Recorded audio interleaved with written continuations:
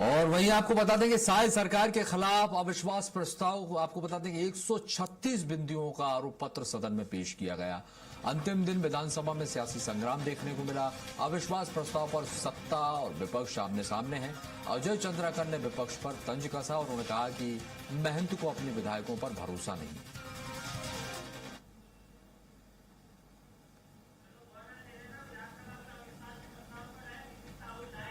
और देखिए जिस तरह से यहां पर आज विपक्ष अविश्वास प्रस्ताव लेकर आया है और जमकर सियासत जो है वो विधानसभा में देखने को मिली। हंगामेदार ये सत्र रहा है। दिलीप साहू हमारे साथ अधिक जानकारी के लिए यहां पर जुड़ गए हमारे सहयोगी। दिलीप, क्या अपडेट है आज का मानसून सत्र, कितना हंगामेदार रहा?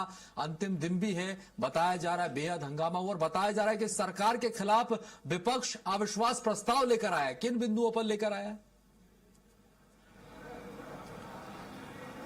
जी बिल्कुल राजेश, बता दें कि आज विपक्ष की ओर से साय सरकार के खिलाफ अविश्वास प्रस्ताव लेकर आया है। अविश्वास प्रस्ताव की जो चर्चा है उसकी शुरुआत करते हुए नेता प्रतिपक्ष डॉक्टर चरणदास महंत ने कहा कि यह 136 सप्ताह हो गए हैं विष्णुदेव साय सरकार को।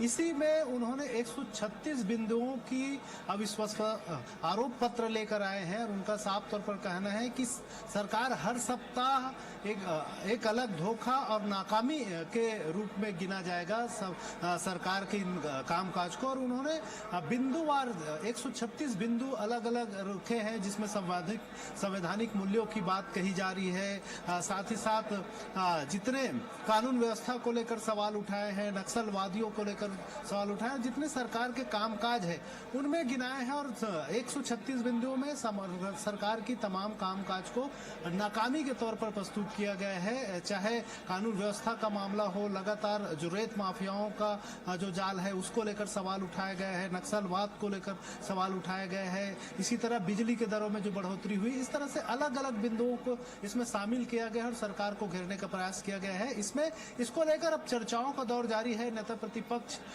ने करीब 1.5 घंटे तक अपनी बातें रखी। उसके बाद फिर सत्ता पक्ष की ओर से अजय चंद्राकर ने सवाल उठाया और इनकी एक एक जो प्रस्ताव में जो बातें रखी गई है उन प्रस्तावों का खंडन करते हुए बात रखी। इसी बीच अभी जो बातों का सिलसिला चला, अभी 5वें 6वें ही विधायक ही बोल रहे हैं। मंत्री गृह मंत्री डिप्टी सीएम विजय शर्मा जब अपनी बात रख रहे थे, इस दौरान खूब हंगामा देखने को भी मिला। विजय शर्मा का कहना था कि जो हिडमा जो नक्सली समर्थक के रूप में नक्सली था, हिडमा जो मारा गया, उनको लेकर राहुल गांधी ने एक पोस्ट को रिपोस्ट करते हुए उनका समर्थन किया। यह बात उन्होंने सदन पर रखी, जिस पर कांग्रेस की ओर से आपत्ति जताई गई और कांग्रेस के विधायक देवेंद्र यादव ने इसे लेकर आपत्ति दर्ज कराई। उसके बाद सत्ता पक्ष और विपक्ष के बीच खूब हंगामा देखने को मिला और जिसकी वजह से सदन की कार्रवाई को 5 मिनट के लिए स्थगित करना पड़ा। और इस तरह से जो अविश्वास प्रस्ताव लाया गया है, इसमें सत्ता पक्ष और विपक्ष के नेता बराबर अपनी बात सदन पर रख रहे हैं। सत्ता विपक्ष वाले इसे अविश्वास प्रस्ताव के समर्थन में बोल रहे हैं और सरकार की नाकामियां गिना रहे हैं। वहीं सत्ता पक्ष की ओर से अजय चंद्राकर के बाद विजय शर्मा यह बात रख रहे हैं और वो सरकार की जो उपलब्धियां रही इन 2.5 सालों में उनको गिना रही है। और ये बातें दोनों ओर से कही जा रही है। ओपी चौधरी ने भी कहा, वित्त मंत्री ने, उनकी ओर से बयान आया कि ये हालांकि अविश्वास प्रस्ताव लेकर आए हैं लेकिन इनकी फील्डिंग पर, इनकी पिच पर हम चौके छक्के मारेंगे। और इन्होंने, कांग्रेस ने एक तरह से हमें अपने 2.5 साल की उपलब्धियां गिनाने का मौका दे दिया है, इस तरह का कहना है ओपी चौधरी का। वहीं विपक्ष की ओर से महिला कांग्रेस अध्यक्ष संगीता सिन्हा का जो बयान आया, उनका कहना है कि सरकार ने केवल भूपेश सरकार के समय जो कामकाज हुए हैं उन्हीं काम का गिना रहे हैं कि ये ऐसा नहीं है, वैसा नहीं हुआ। इस सरकार लेकिन दिलीप, यहाँ पर जिस तरह से आप बता रहे हैं, दोनों तरफ से ही अविश्वास प्रस्ताव के दौरान जब चर्चा हुई, हंगामा देखने को मिला, आरोप प्रत्यारोप लगातार देखने को मिल रहे हैं। लेकिन सवाल ये भी है कि देखिए सरकार के पास तो बहुमत है, तो यह लगता है अब ये जो विपक्ष का जो अविश्वास प्रस्ताव है वो तो गिर सकता है। जी बिल्कुल, ये अविश्वास प्रस्ताव तो गिरना लाजमी है, क्योंकि सत्ता पक्ष अपने बहुमत साबित करने में सफल हो जाएंगे। 54 विधायक है बीजेपी के, वहीं विपक्ष की बात करें तो कांग्रेस के पास अभी 35 विधायक है और एक गोंडवाना गणतंत्र पार्टी का विधायक है।